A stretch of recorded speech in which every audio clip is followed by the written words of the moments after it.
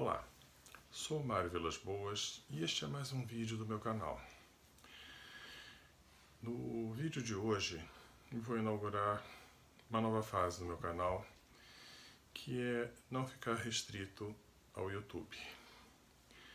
Eu já vi vários youtubers, como eu, reclamarem de censura no YouTube e recentemente eu fui vítima de um vídeo meu não foi exatamente censurado, mas ele teve a abrangência bastante diminuída porque foi acusada de discurso de ódio.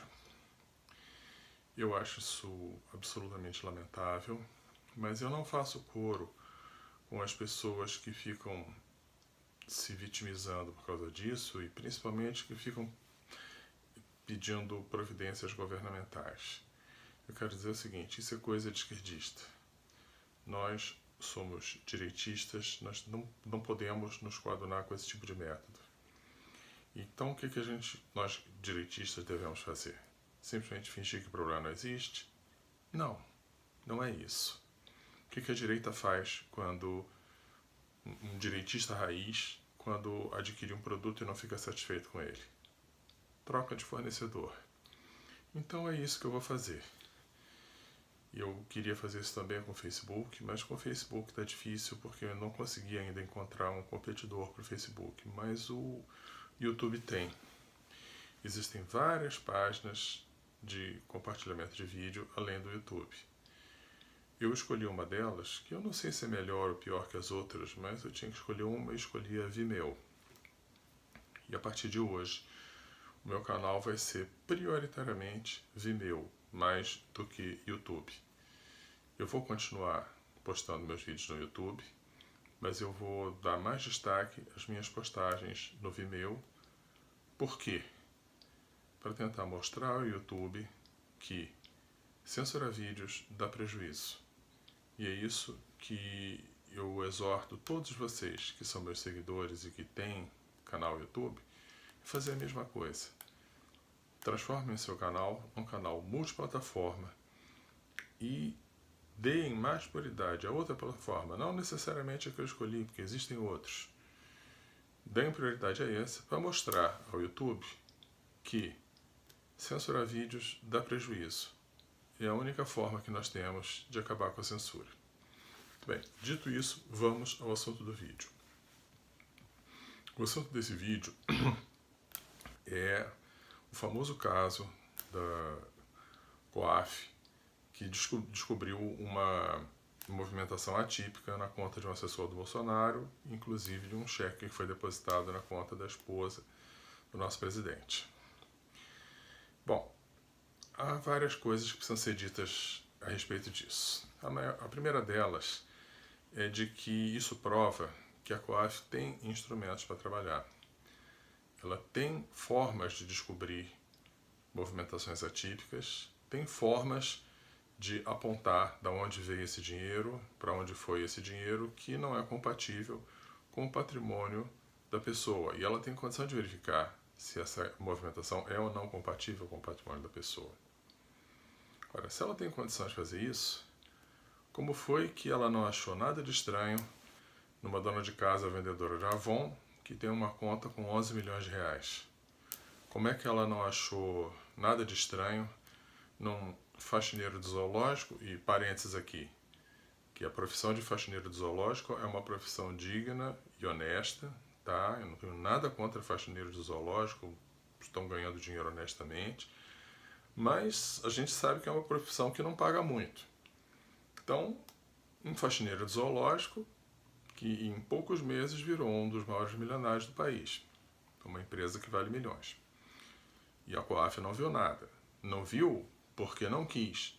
Porque, como nós estamos vendo agora, a COAF tem instrumentos para ver essas coisas. E isso são só alguns exemplos. Tem uma opção de outros, né? Que a COAF também não viu e também não viu porque não quis.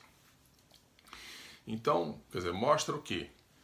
A COAF tem instrumentos e pode usá-los se quiser. E eu espero que passe a usá-los. Agora, quanto ao caso em si, eu tenho a dizer o seguinte. É sim função da COAF verificar transações suspeitas, transações de quantidades incompatíveis com o patrimônio da pessoa que realiza essas transações, é sim função da COAF investigar isso, investigar a origem desse dinheiro, investigar o quanto isso daí é ou não compatível com o patrimônio da pessoa, investigar outras pessoas, além da que fez a movimentação, que possam estar envolvidas nessa transação incompatível, que possivelmente envolve dinheiro de origem ilícita. Tudo isso é função da COAF. O que ela deve fazer? Investigar, traçar toda a origem, toda a movimentação do dinheiro, etc. e tal, verificar se é compatível. Se não for compatível, que veja, a COAF não tem instrumento para verificar se houve ilícito ou não. Apenas se há compatibilidade entre o volume da transação e o patrimônio da pessoa que fez a transação. Então, uma vez verificada essa incompatibilidade, qual a função da COAF? Reunir todos os dados sobre a pessoa que fez a transação e outras pessoas que possam estar envolvidas na transação e mandar para o Ministério Público. O Ministério Público, de posse desses dados, tem condição de verificar todas as pessoas envolvidas nisso e verificar se essas pessoas estão ou não envolvidas em ilícitos e arranjar provas de ilícitos que essas pessoas possam ter cometido. Que isso é uma atribuição que não é da COAF, a COAF não só não tem essa atribuição, como também não tem meios para fazer isso. Bom, a partir do momento em que o Ministério Público reúne essas provas, reúne esses documentos, essas evidências todas, inclusive podendo chamar pessoas envolvidas para prestar esclarecimentos a esse respeito. Quando o Ministério Público reúne isso tudo, se ele achar que existe uma base probatória forte por uma ação penal, então ele deve sim mover a ação penal contra quem de direito, que pode eventualmente não ser nem o dono da conta bancária. Esse dono da conta bancária pode ser apenas um laranja. Não sei se é o caso, mas pode acontecer, já aconteceu algumas vezes.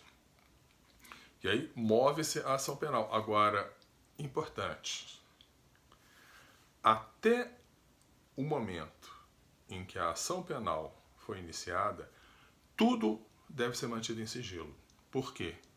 Porque são informações pessoais, são informações que a COAF tem acesso, mas elas não são de acesso público. Envolvem a intimidade da pessoa. Até o momento em que o Ministério Público se convença de que há uma base probatória forte para uma ação penal e decida iniciar essa ação penal, até esse momento tudo deve ser sigiloso. E se isso veio a público antes que uma ação penal tivesse sido intentada, um crime muito grave foi cometido. E nesse momento, eu estou trazendo a público a minha opinião. Eu não sei quem foi que cometeu esse crime, tá? Não sei quem foi. Mas certamente alguém de dentro da COAF está envolvido nesse ato criminoso. Essas informações não podem se tornar públicas até que se inicie um processo penal, porque o processo penal ele tem que ser público por força de lei, tá? Por força de lei. Qualquer processo penal tem necessariamente que ser público. Então, desse ponto em diante, essas informações passam a ser de domínio público, qualquer pessoa pode chegar lá, tirar cópia do processo, ver tudo que está lá dentro. Mas antes de se transformar numa ação penal, isso daí é informação privada, informação de foro íntimo das pessoas envolvidas, e que tornar essas informações públicas antes que haja uma ação penal envolvendo essas informações é um ato criminoso, tá? E eu, através desse vídeo, estou exortando o Ministério Público a identificar o responsável pela divulgação dessas informações e abrir um processo penal contra essas pessoas. Que, insisto, não sei quem são. Não sei quem são. Mas essas pessoas que tornaram isso público cometeram um crime. E eu exorto ainda. A COAF mostrou que tem condições de fazer um trabalho sério. E eu espero que faça. tá? Eu espero que identifique muitas outras transações que são incompatíveis com o patrimônio das pessoas que fazem essas transações, que use essas informações para rastrear possíveis atos ilícitos e, uma vez identificados esses atos ilícitos, que mova ação penal contra quem de direito, mas respeitando o devido processo legal. Insisto, até que a ação penal seja iniciada, tudo deve se transcorrer em sigilo, não apenas em defesa da intimidade das pessoas envolvidas, que antes da existência de uma ação penal deve ter a sua intimidade preservada, mas também a bem da própria investigação. Veja, esse caso que foi revelado aí. Talvez exista algum ilícito envolvendo essa transação, talvez não. Eu não sei, eu não conheço o caso suficiente para afirmar que existe ou que não existe. Tá? O fato é o seguinte, a divulgação desses fatos antes da hora possibilita as pessoas possivelmente envolvidas nesse ato possivelmente ilícito de destruir as provas que de outra forma poderiam ser usadas para provar a existência desse ilícito, se é que ele efetivamente existiu. Quer dizer, até por causa disso, tá, esse tipo de informação não pode vir ao público antes que uma ação penal seja iniciada. Então, o que eu tenho a dizer é isso. De novo, não sei se existe algum ato ilícito envolvendo essa transação. Não conheço os fatos o suficiente para afirmar se existe ou se não existe. Tá? Mas eu afirmo que tornar essas informações públicas antes da existência de um processo penal com base nessas mesmas informações é, por si só, um crime. E eu estou aqui, formalmente, através desse vídeo, requerendo a Ministério Público, Polícia Federal, quem de direito, que inicie uma investigação para saber quem foram as pessoas responsáveis por dar divulgação a esses fatos e abrir um processo penal contra essas pessoas por divulgar fatos sigilosos, tá?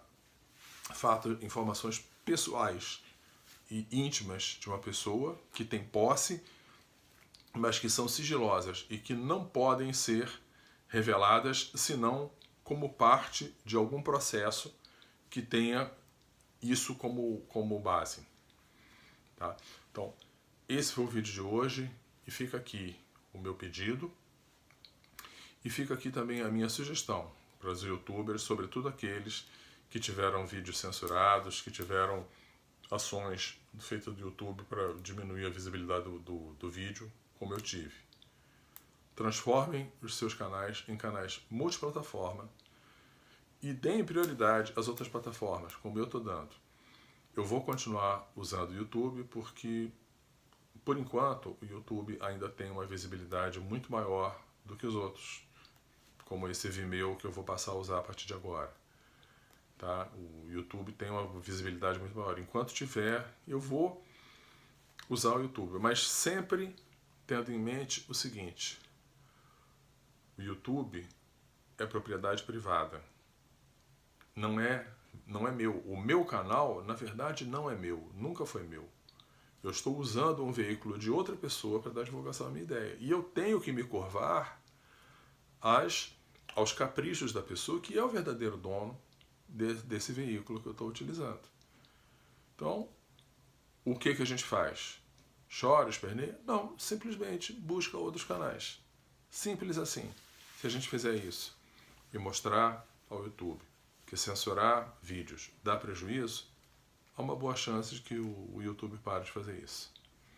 Essa é a minha mensagem e até o meu próximo vídeo.